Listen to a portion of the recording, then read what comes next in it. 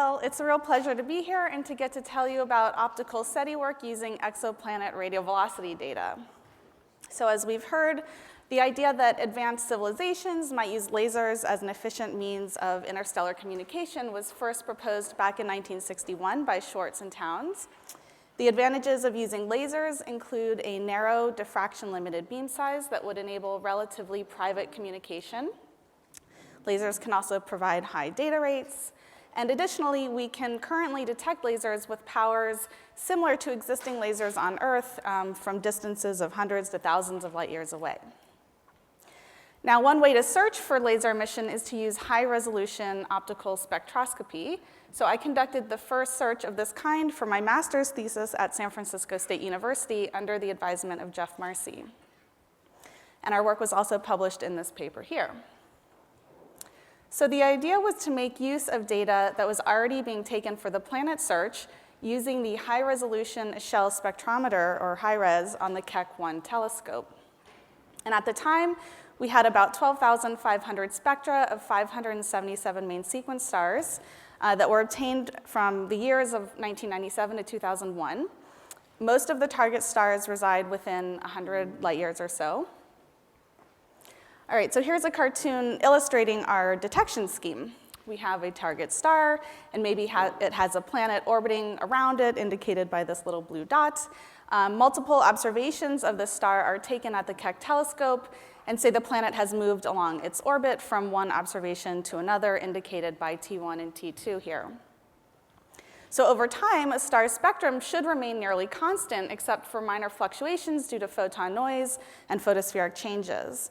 Therefore, we can search for laser emission lines by comparing different observations of the same star to one another and looking for statistically significant differences. And there are two primary scenarios in which we could detect laser emission. In scenario one, a large difference at one wavelength could signify the presence of a laser signal that had been detected during one observation but not the other. In scenario two, a laser signal present during both observations would be detected in both spectra, but at slightly different wavelengths due to the Doppler shift from the laser's motion around the parent star. In this example, it's on a planet, but it could be some other platform.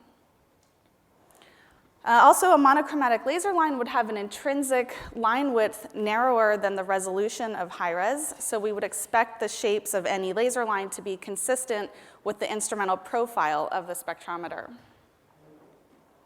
All right, so we're trying to detect a laser line in a spectrum towards some star, and therefore the laser must compete against the light of its host star. But a laser actually has a few advantages. First, a diffraction-limited laser beam would be concentrated in a very narrow cone of tiny solid angle, whereas the starlight is omnidirectional. Therefore, the fraction of starlight contained within the laser beam is very, very small.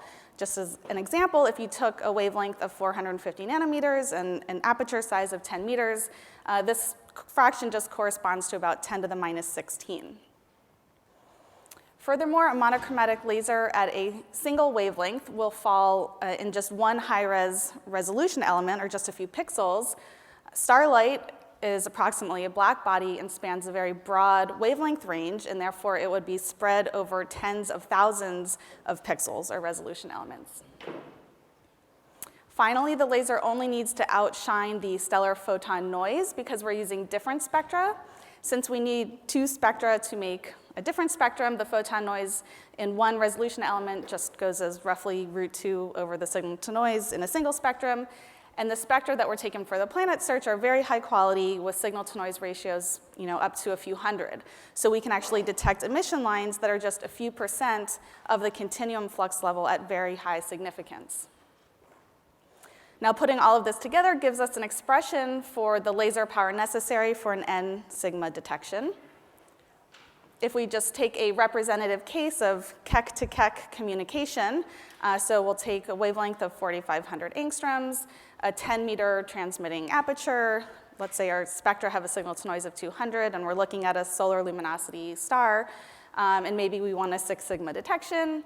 The laser power would need to be at least 50 kilowatts. And just for comparison, the most powerful continuous wave lasers on Earth are already approaching this value. Okay, just a few other considerations. Our detection limit of 50 kilowatts assumes the laser is on continuously throughout the duration of an observation. If instead there was a 1 nanosecond pulse and a typical exposure time of 10 minutes, the power of the pulsed laser would need to be much higher, a few times 10 to the 16 watts. Also, because a laser beam would subtend a very small solid angle, it really must be directed toward Earth for us to be able to detect it. Extinction from interstellar dust is negligible given the proximity of the target stars.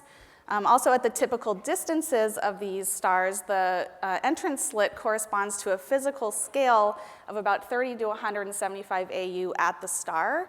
So sources of laser emission lines residing within tens of AUs of our target stars would have been included in our spectra.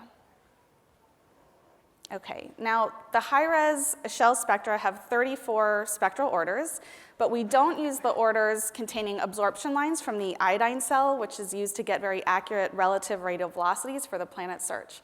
Because unlike the starlight, the iodine lines are stationary with respect to Earth, and therefore they would contaminate our different spectra.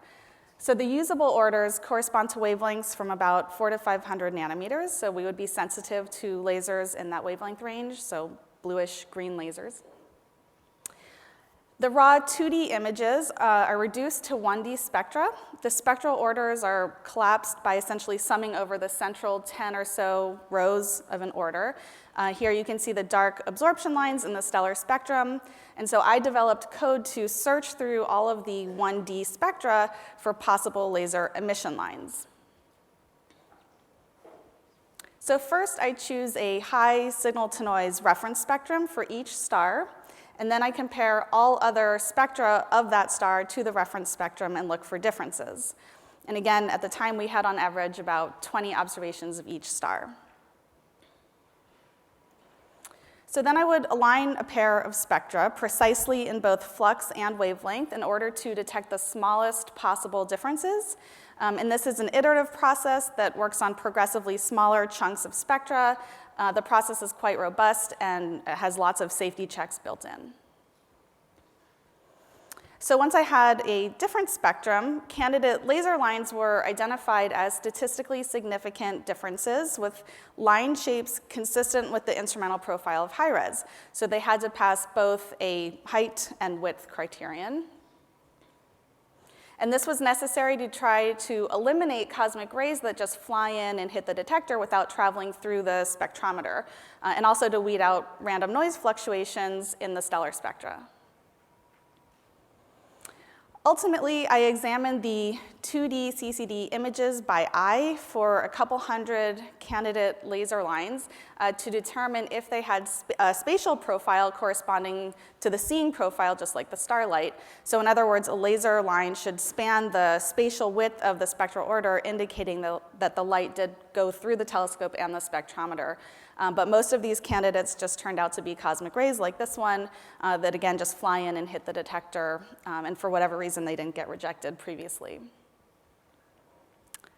So for one star, I found what at first appeared to be a possible laser line detection. So here's a portion of two spectra that have been aligned, and twice the different spectrum is shown below. So this feature that you can see here indicated by the arrow was found in 3 separate observations of the same star at the same wavelength. Note that this feature is not at all obvious in either of the original spectra that are being compared here. You only see it in the different spectrum. You can see in the 2D difference image shown in the bottom panel here that the feature does span the full spatial width of the spectral order. So given this and that the feature was found at the same wavelength in 3 separate observations, it was very unlikely to be a cosmic ray. But upon inspection of a rapidly rotating B-star spectrum, which is basically featureless, that was taken on the same night as the reference spectrum for this star, we found a spurious feature in the same location on the CCD detector. And this flaw is also visible in the 2D reference image once you adjust the contrast levels, as I'm showing in the bottom right panel here. So our candidate laser lines were merely artifacts caused by a flaw in the detector, but it was kind of exciting for a brief moment there.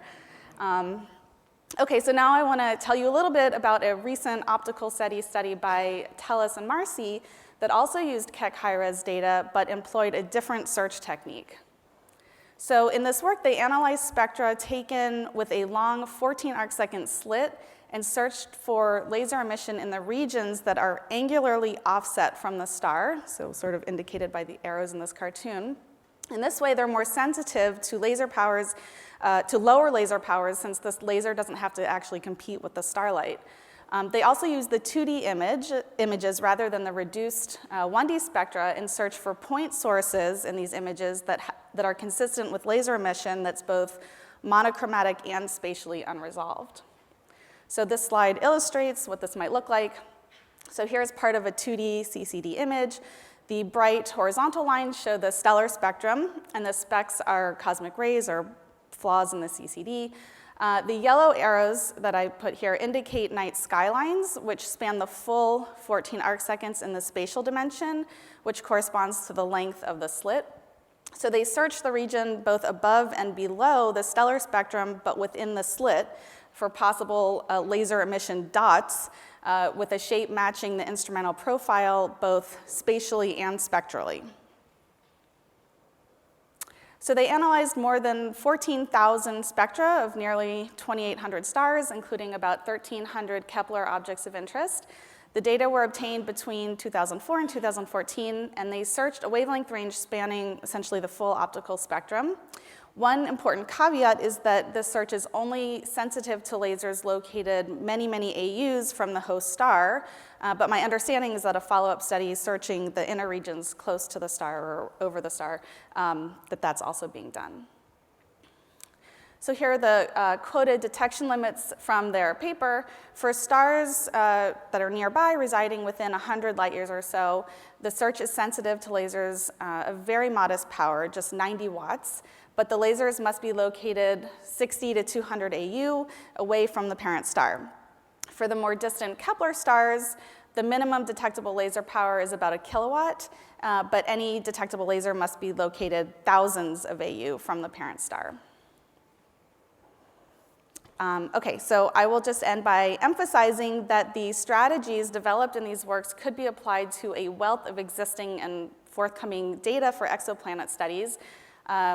Radio velocity data has been or is currently being taken by many different telescope instrument combinations. There are also new instruments being built, including new spectrometers for the Wind telescope on Kip Peak and also for Gemini.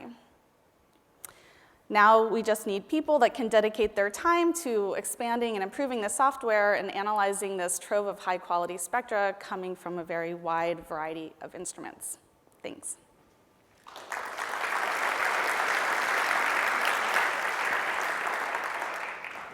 All right, thank you for being so timely. I'd like to ask the first question on your last point.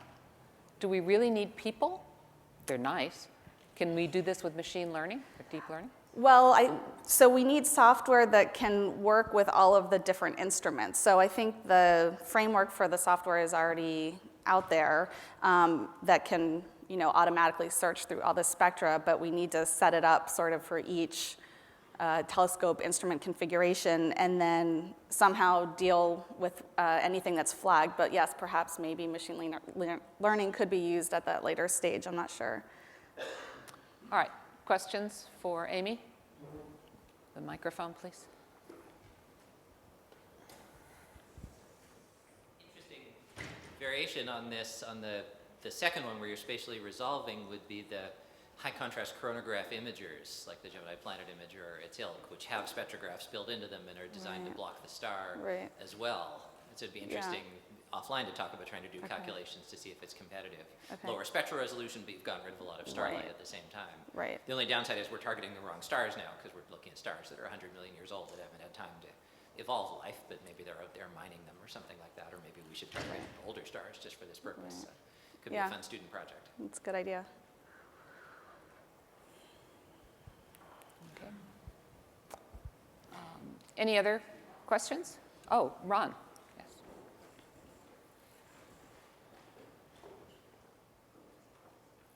So in the first part of your talk, you were talking about the noise generated by cosmic ray events. So my question is, have you considered using particle detectors, because these are usually associated with showers, to detect the cosmic rays, and this would become quite useful if you had some way of blanking your detectors for the few nanoseconds that the cosmic ray is there. I have not. For these projects, or at least in the project that I did, there was software built in to try to reject as many cosmic rays as possible at various stages. Yeah, but I'm suggesting you get more information with the cosmic ray particle detector, not to try and do it in software. Mm-hmm. Okay. So, Amy, I have another question for you, which is, so this is a data mining approach to existing archival data, Yes. but are we creating an archive of the results of this kind of data mining so that perhaps in a meta survey at some later time, finding an event in the same star from one survey versus Right. another survey, we could do more? That's a great idea. I mean, as far as I know, there haven't been other attempts to do this on all the existing archival data. In principle, I have all of this information stored somewhere on a computer from a long, long time ago. So yes, I mean, I think if we were going to devote resources to searching all of this archival data, there should be one sort of master database where we keep interesting candidates. But so far, I don't think there's not even one single thing that has survived so far. Well, let's thank our speaker again.